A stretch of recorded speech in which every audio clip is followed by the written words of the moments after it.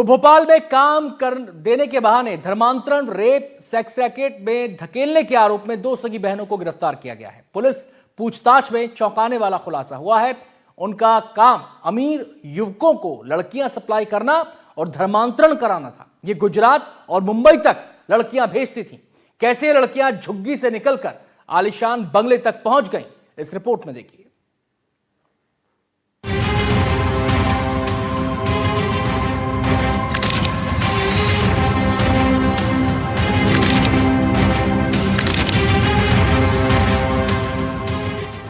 भोपाल में धर्मांतरण और देह व्यापार का खेल। लव जिहाद के भोपाल मॉड्यूल का पर्दाफाश। 2 सगी बहनें निकली मास्टरमाइंड्स। गरीब लड़कियों को करती थीं टारगेट्स। घरेलू काम के बहाने बनाती थीं शिकार। छोटे कपड़े पहनाकर ले जाती थी पब। अमीर जादों को करती थी लड़कियों की सप्लाई।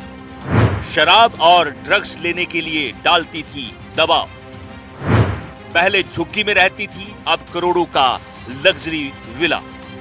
पुलिस ने दोनों सगी बहनों को किया गिरफ्तार। तस्वीरों में ये जो 2 सगी बहनें दिख रही हैं, जितनी ये खूबसूरत हैं, उतना ही इनका कारनामा काला है।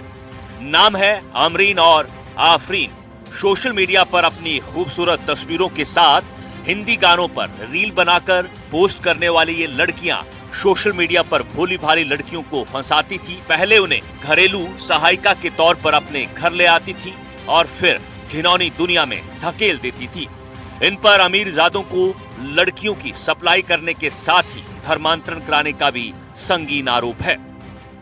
मध्य प्रदेश की राजधानी भोपाल में रेप, ब्लैकमेलिंग और धर्मांतरण का एक बार फिर से मामला सामने आया है। आरोप इस बार 2 सगी बहनों के साथ अन्य युवकों पर है। इस मामले में पुलिस ने अब तक 3 लोगों को गिरफ्तार किया है, जिसमें 2 सगी बहनें अमरीन और आफरीन शामिल हैं। इसके साथ ही एक युवक चंदन यादव पर पीड़िताओं ने आरोप ये लगाया है कि उसने पहले से ही मुस्लिम धर्म को अपना लिया है और अन्य पीड़िताओं को भी मुस्लिम धर्म अपनाने के लिए दबाव बना रहा था। इसके साथ ही उनके साथ बलात्कार की घटना को अंजाम दिया और जान से मारने की धमकी दी। अमरीन और आफरीन नाम की ये 2 सगी बहनें लग्जरी लाइफ स्टाइल जीती थी। मामले का खुलासा तब हुआ जब भोपाल और छत्तीसगढ़ की रहने वाली 2 लड़कियों ने राजधानी के बाग सेवनिया थाने पहुंची और यहां पर शिकायत दर्ज कराई।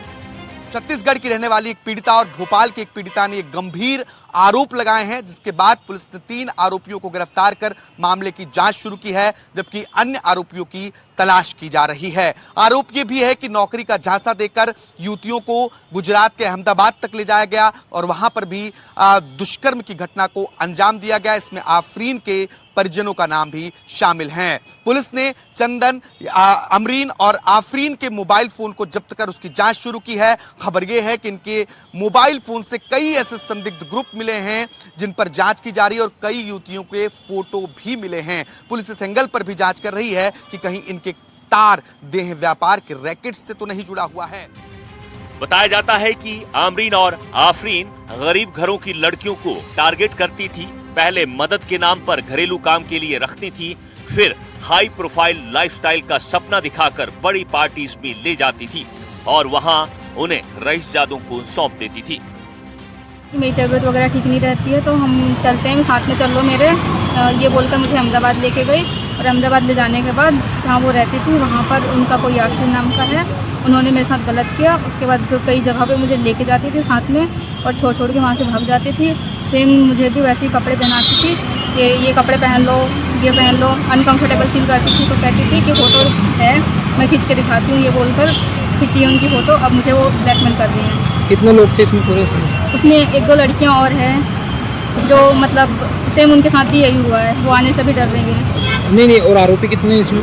आरोपी अमरीन है, आफरीन है और चंदन यादव, याशिर और जमाल है। दोनों पीड़ितों ने एफआईआर में बताया कि चंदन यादव सागर रॉयल विला में अमरीन आफरीन के साथ रहता है। वो दोनों बहनों के संपर्क में आने के बाद इस्लाम अपना चुका है। अमरीन और आफरीन दोनों पीड़िता को गुजरात और मुंबई भी ले गई थी। वहां भी उन्होंने अनजान लोगों के साथ संबंध बनाने के लिए मजबूर किया। उन पर शराब पीने और एमडी ड्रग्स लेने के लिए भी दबाव डाला जाता था। साथ ही किसी को बताने पर बदनाम करने की धमकी भी दी जाती थी।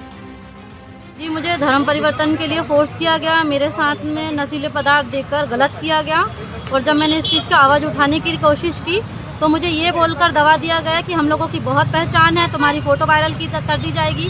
पहले एक अच्छी बहन बनकर हमें उसने अच्छे से रखा, ये कपड़े पहनो, वो कपड़े पहनो, यहाँ चलो, वहाँ चलो, और वो सब रिकॉर्ड करके रखा और उसी चीज़ को लेकर हमें ब्लैकमेल किया गया। किसने रखा? आमरीन ने। पुलिस ने पीड़िता की शिकायत पर तुरंत एक्शन लिया। आमरीन और आफरीन के साथ चंदन यादव को भी गिरफ्तार कर लिया, जबकि 3 दूसरे आरोपी बिलाल, चानू और यासिर की तलाश जारी है। पुलिस ने आमरीन, आफरीन और चंदन के मोबाइल फोन जब्त कर लिए हैं। इनकी जांच कराई जाएगी। आमरीन के मोबाइल में कई संदिग्ध व्हाट्सएप ग्रुप मिले हैं, उसमें कई युवतियों के फोटो भी मिले हैं। पुलिस को आमरीन और आफरीन के देह व्यापार गिरोह से जुड़े होने के भी सबूत यहाँ पर मिले हैं। उनके गिरोह में चंदन यादव के अलावा बिलाल और यासिर भी काम करते थे। यहाँ पर एक महिला फरियादिया द्वारा एक बलात्कार की रिपोर्ट लिख कर आई है, जिस पर से अपराध पंजीबद्ध कर उसमें अग्रिम इन्वेस्टिगेशन किया जा रहा है। अपने साथ उसके जो महिला है, जो आरोपी महिला, उसके यहाँ पर ये महिला मेड के रूप में काम करती थी और उसके द्वारा इस तरह के जो साथी है, उसका महिला आरोपी महिला का साथी है, उसके द्वारा उक्त घटना कारित की गई, जिस पर से अपराध पंजीबद्ध किया गया है। इसमें पूछताछ की जा रही है। अभी इस महिला से पूछताछ की जा रही है तो विधि संगत धाराओं का इजाफा किया जाएगा इसमें। फिलहाल पुलिस ने 3 आरोपियों को गिरफ्तार कर लिया है, जबकि बाकी आरोपियों की तलाश के लिए दबिश दी जा रही है। हालांकि पहली मर्तबा नहीं है, इसके पहले भी भोपाल में इस तरीके के मामले सामने आ चुके हैं, लेकिन अब देखना होगा कि आखिर इस गैंग ने कितने ऐसी युवतियों को अपना शिकार बनाया, कितने लोगों के साथ दुष्कर्म किया गया और उन्हें धर्म परिवर्तन के लिए मजबूर किया गया। भोपाल से कैमरा पर्सन अभिषेक सिंह के साथ आकाश द्विवेदी, एनडीटीवी। उत्तर प्रदेश के मुजफ्फरनगर से एक ऐसी वारदात सामने आई जिसने रिश्तों को खून से रंग दिया, जहां बेटियों ने ही अपने पिता की गर्दन काटकर उन्हें मौत के घाट उतार दिया। कत्ल की खौफनाक साजिश घर की 4 दीवारी के अंदर रची गई और वजह बनी पिता की वो रोक टोक, वो ताने जो बेटियों को नागवार गुजरते थे। पुलिस ने इस सनसनीखेज हत्याकांड का खुलासा करते हुए दोनों बेटियों को गिरफ्तार कर लिया है।